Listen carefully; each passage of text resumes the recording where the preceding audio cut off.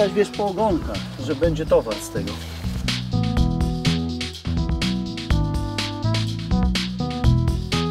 Tutaj mi w zeszłym roku tak sypała, że Wiem, pamiętam. jeden dzień zbieraliśmy jedno przęsło. Wiem, pamiętam. Drugi dzień następne i trzeci dzień.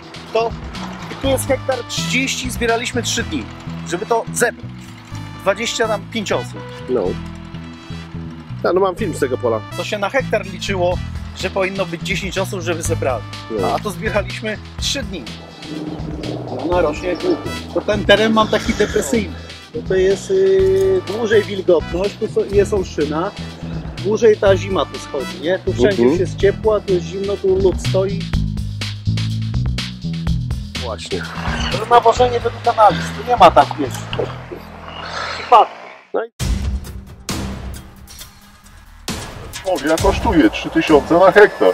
Nakrycie, odkrycie, pielenie, bo to było pielene, opryskanie, a skup tego nie kupi, bo są obostrzenia w tym roku. Wyrzucone pieniądze są.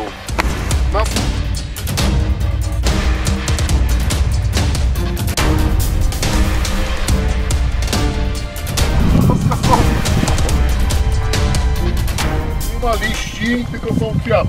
Tak. Tu już zobacz, Kwiaty się skończyły. tu już się kwiaty skończyły. Już masz same owoce i Jest w 2 ogóle... metry krzaka, 3-4 metry nie ma.